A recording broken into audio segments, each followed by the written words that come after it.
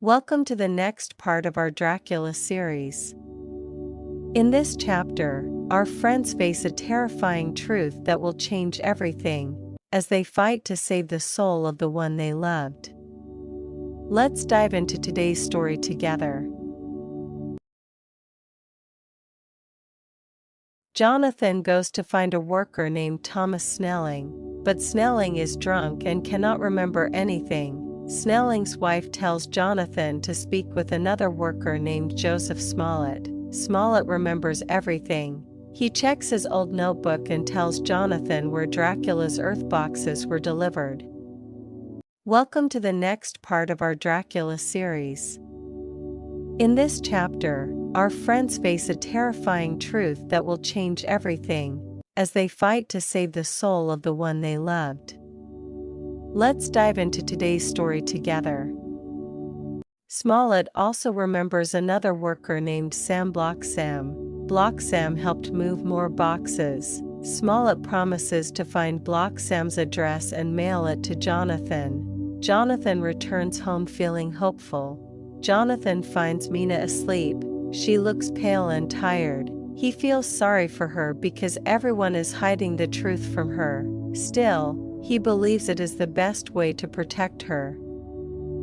The next morning, Jonathan receives Blocksam's address. He goes across London looking for him. After many questions, he finally finds Blocksam working at a new building. Jonathan pays him for information. Blocksam tells Jonathan something shocking. He carried 9 more earth boxes from Carfax to a large empty house in Piccadilly. The old man who helped him carry the boxes was incredibly strong. Jonathan immediately realizes the old man was Count Dracula himself. Dracula opened both houses by himself and easily. Jonathan walks to Piccadilly. He finds the house described by Blocksam. The building is old, dusty, and appears empty. The windows are dirty. The shutters are closed. Jonathan believes this is another secret hiding place prepared by Dracula. He wishes he knew who owned the house because that information might help them get inside.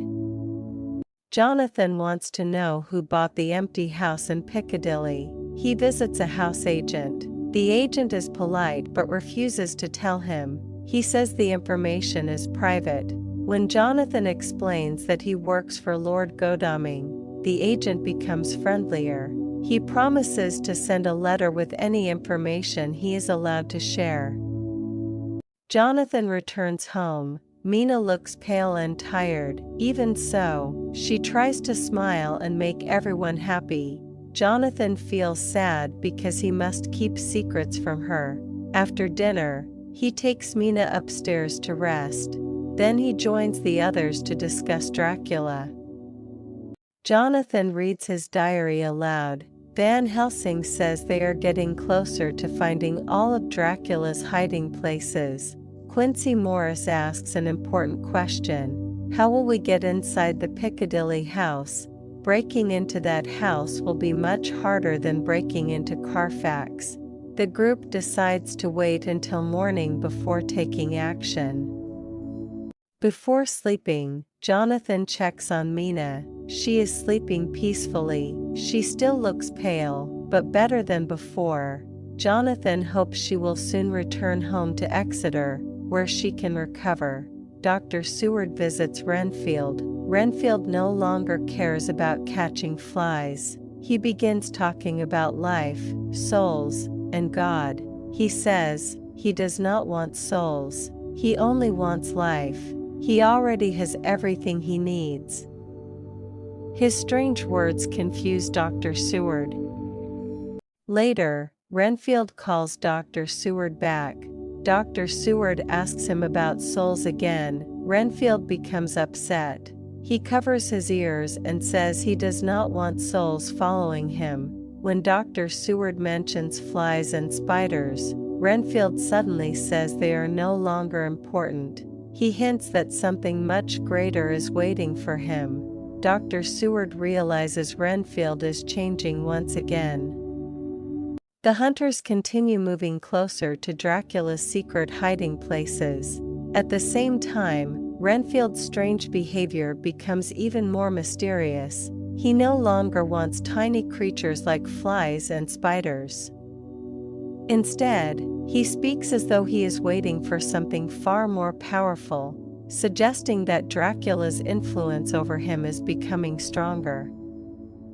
Dr. Seward jokes about the soul of an elephant. Renfield suddenly becomes very angry. He shouts, "I don't want any souls." He says he already has enough worries. For a moment, Dr. Seward thinks Renfield may attack him, so he blows his whistle to call the attendants.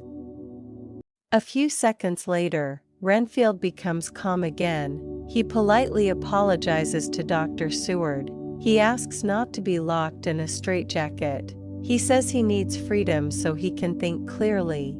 Dr. Seward is surprised because Renfield speaks politely and intelligently. Dr. Seward writes down what he has learned. He notices several strange things. Renfield no longer wants flies or spiders. He says he does not want souls. He believes he will never lose his life. He seems to expect a better kind of life. Suddenly Dr. Seward has a frightening thought. He believes Count Dracula has secretly visited Renfield. Dr. Seward tells Van Helsing about his suspicions. Together they visit Renfield. This time Renfield is singing happily. He has put sugar out to attract flies again. He completely ignores their questions. The two doctors leave without learning anything. Lord Godalming receives a letter from the house agents. The letter says, "The house at 347 Piccadilly has been sold. The buyer used the name Count de Ville. He paid with cash. Nobody knows anything else about him." The hunters realize that Count de Ville is actually Count Dracula using another name. Everyone prepares for the next mission. Jonathan continues searching for clues. Lord Godalming and Quincy prepare horses. Van Helsing studies old books in the British Museum. They plan to destroy all of Dracula's earth boxes during daylight. When Dracula is weakest, they hope the next day will finally begin the end of Dracula.